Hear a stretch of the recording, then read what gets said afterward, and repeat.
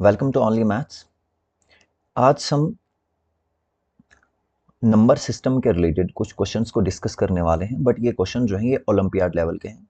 तो मैं चाहता हूं कि आप इन क्वेश्चंस को पहले ट्राई करें खुद से, और कहीं पे अगर कोई क्वेश्चन आपको नहीं आ रहा तो then you can watch the lecture. चलिए इस क्वेश्चन को पहले सॉल्व करते हैं।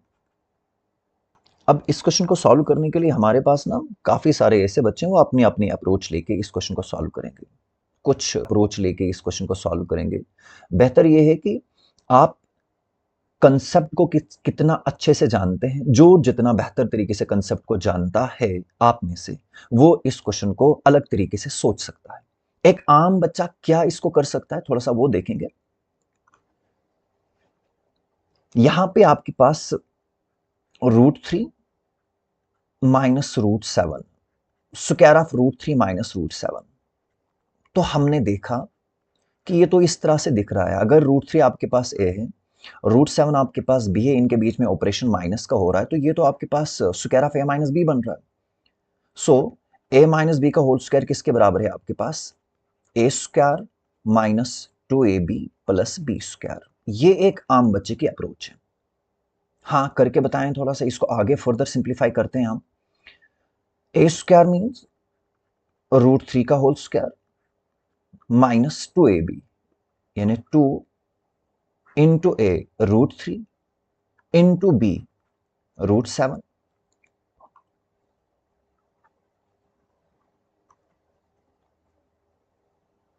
Plus b square, that is √7 का होल स्क्वायर। तो आगे सिंप्लीफाई करते हैं, स्क्वायर रूट कैंसिल, आपके पास 3 आया, माइनस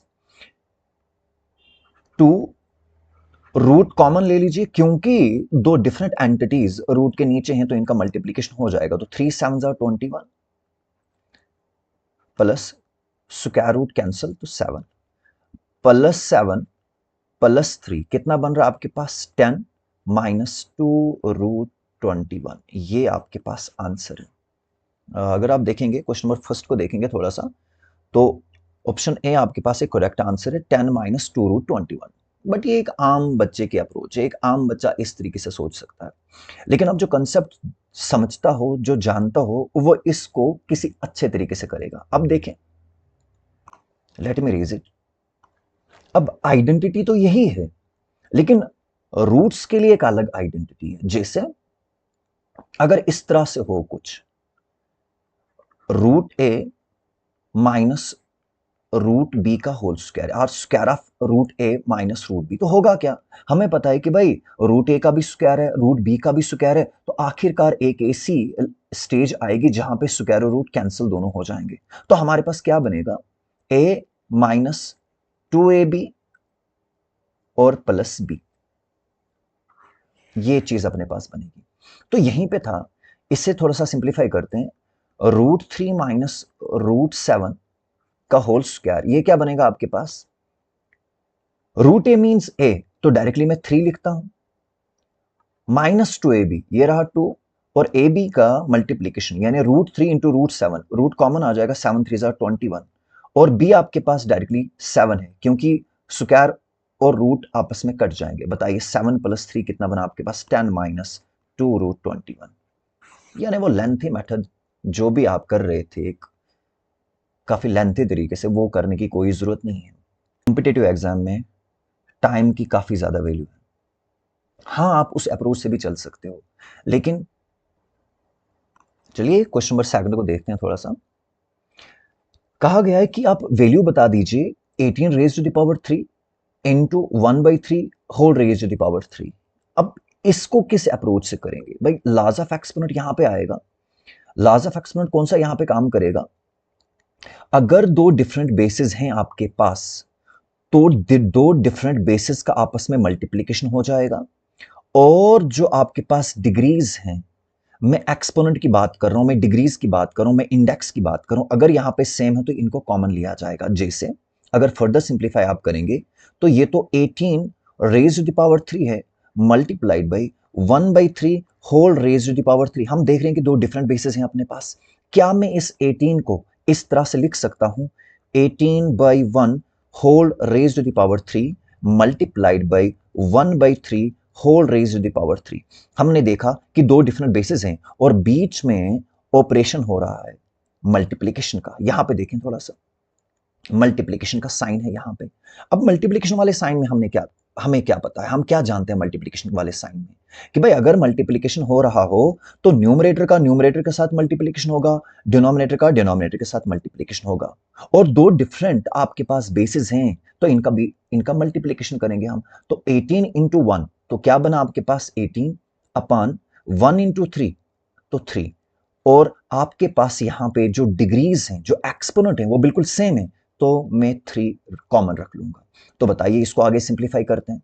शाबाश, 18 को 3 से डिवाइड करेंगे तो क्या बनेगा आपके पास 6 3 जार 18 ना, तो 6 रेज टू द पावर 3। ये आपके पास फाइनल आंसर है। कहां है आप ऑप्शन, आपका ऑप्शन नंबर ए आपके पास सही है, 6 रेज टू द पावर 3।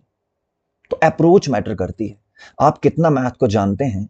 एक आम बच्चा इस तरीके से अगर करने बैठे, आम तरीके से करने बैठे तो उसको तो काफी टाइम लगेगा इस क्वेश्चन को सॉल्व करने के लिए। But what is the most important here is that approach.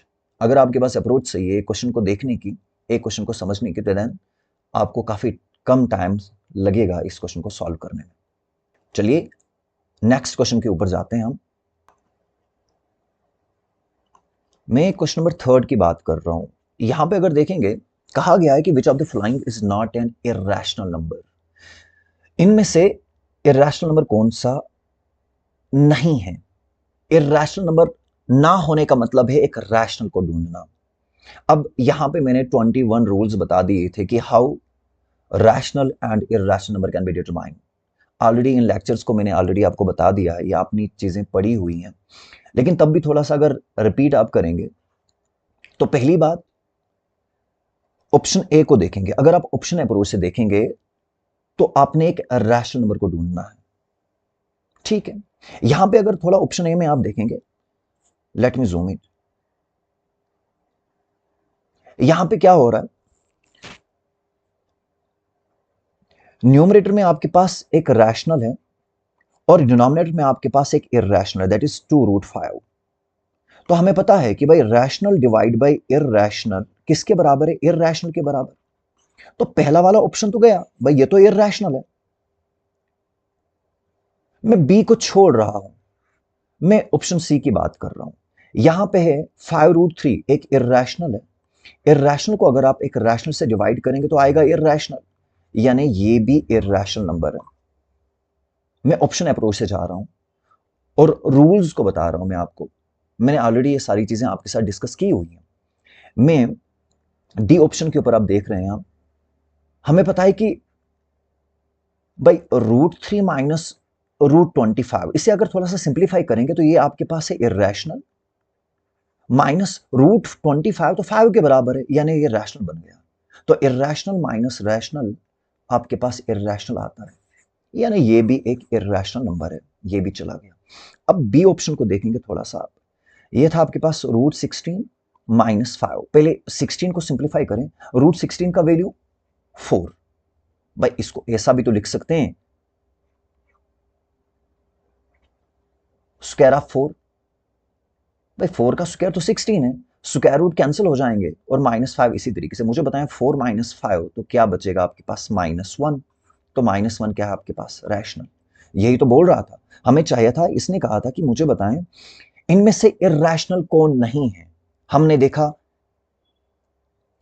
कि ये भी इर्रेशनल, ये भी इर्रेशनल, ये भी इर्रेशनल, सिर्फ एक ही ऑप्शन था आपके पास जो इर्रेशनल नहीं था। अब इर्रेशनल होगा नहीं तो होगा क्या, रैशनल होगा।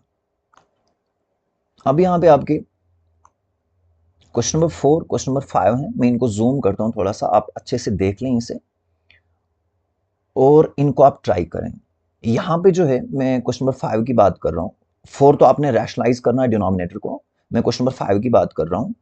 ये है आपके पास 81 रेज टू द पावर -1/8, ऐसा है ये। तो इसे सिंप्लीफाई करें आप, तो सिंप्लीफाई करने के बाद इन 4 ऑप्शन में कोई एक सही आंसर होगा, आप सॉल्व कर दीजिए और ट्राई करें थोड़ा। Okay, best of luck.